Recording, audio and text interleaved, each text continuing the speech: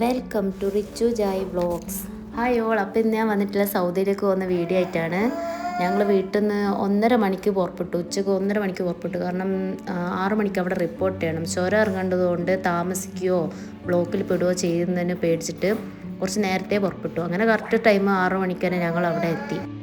First ടൈമാണ് അബ്രോഡിലേക്ക് flight എടുക്കുന്നത്. Flight ആദ്യമായിട്ടെന്ന് പറയുന്നില്ല, അബ്രോഡിലേക്ക് ആദ്യമായിട്ടാണ് പോകുന്നത്. ഫ്ലൈറ്റ് ഇതിൻ്റെ മുമ്പ് ഞങ്ങൾ കല്യാണം കഴിഞ്ഞ ഹണിമൂൺ കാശ്മീരിൽ പോകുന്ന സമയത്ത് ഫ്ലൈറ്റിലായിരുന്നു പോയിട്ടുണ്ടായിരുന്നത്. അതുകൊണ്ട് ഫ്ലൈറ്റ് പോയിരുന്നു. പക്ഷേ 2 മക്കളും കൊണ്ട് ആദ്യമായിട്ട് ഫ്ലൈറ്റിൽ പോകുന്നുണ്ട്. ചെറിയൊരു ചലഞ്ചിങ് ആയിട്ടൊക്കെ തോന്നിയിട്ടുണ്ടായിരുന്നു. അങ്ങനെ ഞങ്ങൾക്ക് ബോർഡിംഗ് പാസ്സൊക്കെ കിട്ടി. ഗേറ്റിലടുത്ത് പോയി നിൽക്കുകയാണ്.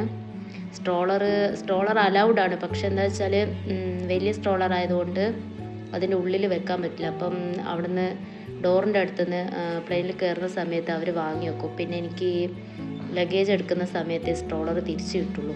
കണക്ഷൻ ഫ്ലൈറ്റുമാണ്. മസ്കറ്റിൽ ഒരു 3 hours വെയിറ്റിംഗ് ഉണ്ടായിരുന്നു. പിന്നെ ഒമാൻ എയർ കണക്ഷൻ ഫ്ലൈറ്റ് എടുക്കാൻ കാരണം എന്ന് വെച്ചാൽ നല്ല സർവീസ് കിട്ടണം. മക്കളെയും കൊണ്ട് പോവുകയാണ്. അപ്പോൾ അതൊക്കെ കൊണ്ടാണ്. സത്യം പറയുന്നത് നല്ല അടിപൊളി സർവീസായിരുന്നു ഒമാൻ എയറിൽ ഉണ്ടായിരുന്നത്. പിന്നെ കറക്റ്റ് ഒരു 3 hours ആയിരുന്നു മസ്കറ്റിൽ വെയിറ്റിംഗ് ഉണ്ടായിരുന്നത്. അത് കഴിഞ്ഞ് രാവിലെ ഒരു 5 മണിയായപ്പോൾ ഞാൻ ജിദ്ദയിലെത്തി. ഈ യാത്രയിൽ തന്നെ കുറേ പേര് ഹെൽപ്പ് ചെയ്തിട്ടുണ്ട്. നല്ല അവരോടൊക്കെ എത്ര നന്ദി പറഞ്ഞാലും തീരൂല. പിന്നെ ലഗേജ് പെട്ടെന്ന് കിട്ടി. പക്ഷേ സ്ട്രോളർ ഞാൻ അവിടെ ലഗേജിൻ്റെ അടുത്ത് കുറേ നേരം നോക്കിയിരുന്നു. പിന്നെ ഒരാളടുത്ത് ചോദിച്ചപ്പോൾ മനസ്സിലായത് സ്ട്രോളറൊക്കെ അപ്പുറത്ത് വേറൊരു ലഗേജിൻ്റെ സെക്ഷനിൽ വരികയാണ്. അവിടെ പോയി നോക്കുമ്പോൾ അവിടെ ഉണ്ട് കുറേ നേരം ഇങ്ങനെ വന്ന് നിൽക്കുന്നുണ്ടായിരുന്നു സ്ട്രോളർ. അപ്പോൾ അതൊക്കെ എടുത്ത് പുറത്ത് വന്ന് വന്നപ്പോൾ ഹസ്ബൻഡ് പൊക്കെയായിട്ട് സ്വീകരിക്കാൻ വന്നിരിക്കുന്നുണ്ടായിരുന്നു. ഹസ്ബൻഡ് മോൾ ആദ്യമായിട്ടാണ് കാണുന്നത്. മോള് ഡെലിവറിക്ക് ഹസ്ബൻഡ് എത്താൻ പറ്റില്ല.